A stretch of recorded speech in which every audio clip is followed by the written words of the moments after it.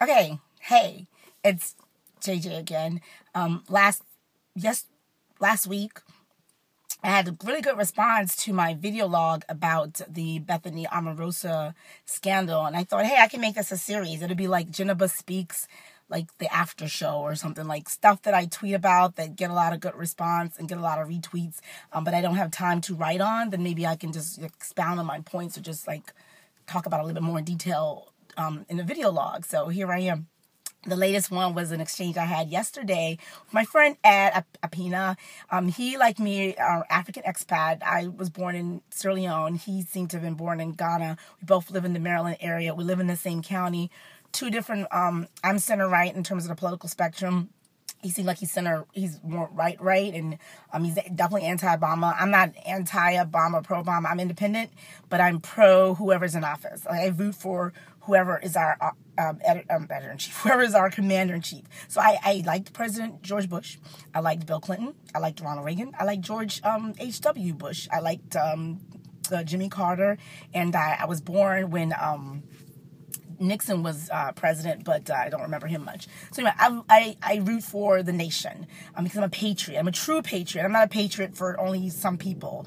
And the other folks, if they're not following along the lines in terms of, born from a mother and father, legitimate, two-family household, follow all these rules, Christians, then I don't really root for them. That's not me. Anyway, so he and I have an exchange about SNL, and Saturday Night Live, which was funny. Kerry Washington, which was the first African woman, in years. I guess she was like the 8th or 9th African American woman to host out of 750 shows, SNL. So she goes on and she does a great job, and I like all her skits. She's so talented.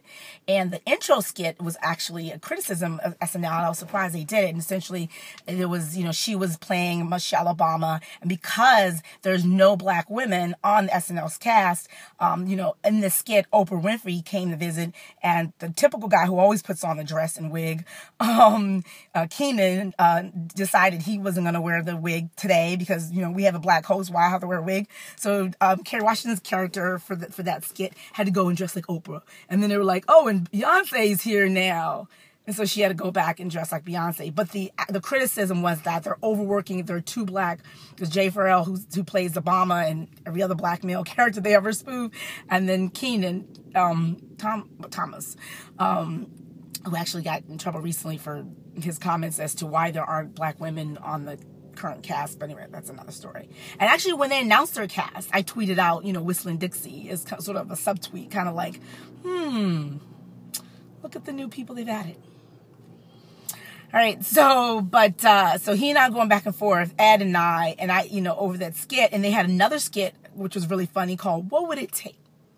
What would it take for African Americans to not support Barack Obama? And it was hilarious because they were just kind of like, it was all these scenarios like, so if he converted to Judaism, if he converted to Islam, all these other things, they were like, they have his back no matter what. And so I thought that was funny. And my friend Ed, who's, he's a real Christian, and he's in those Republican echo chambers. And one of the things they do often is demonize African Americans because they vote 90-something% Democrats, and they always vote for, they're always going to vote for Barack Obama or the black candidate, and sort of castigate them as sort of like they're not intelligent, or they're just like voting against their interests, or they're not smart, or they're just, just blind sheep to, And my point is that while it is true that they, maybe should vote the issues or be more aware of everything, they're not unlike other groups. Jews, traditionally, vote for Jewish candidates. And we've seen cases where a widow, a popular politician would die in office, and then his wife, who maybe before had been like a homemaker or maybe a teacher, someone would push her, and she'll go and say, okay, well, I'll run for a seat, and she'll win, And we've had cases where fathers would retire and their sons would go into place.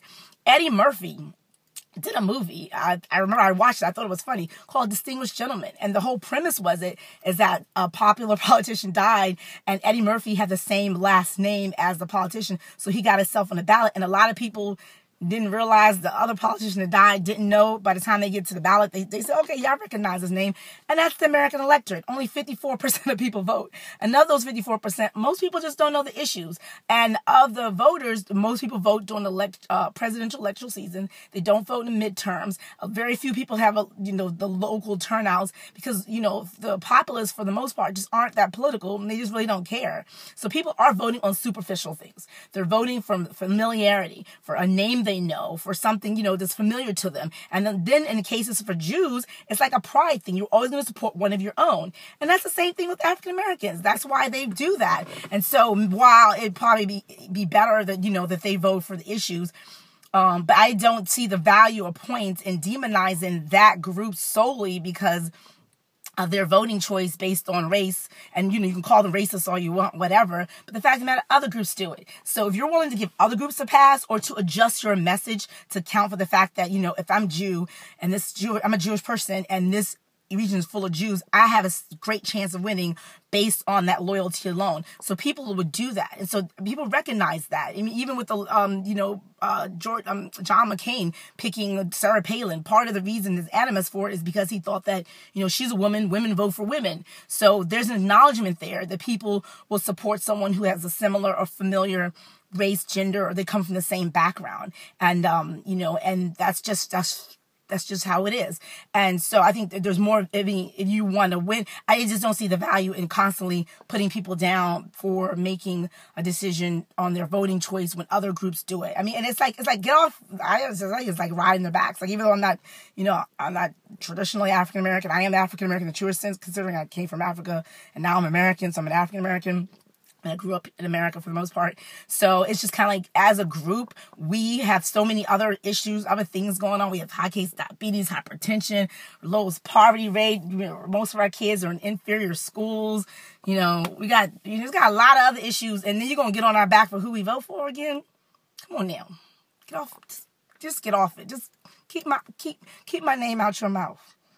All right, that's my point. That's my, I did this in 7 minutes. The last one was really long. It was like 9 minutes. So despite all my tangents, but anyway, that's my Geneva Speaks Twitter after message. Right.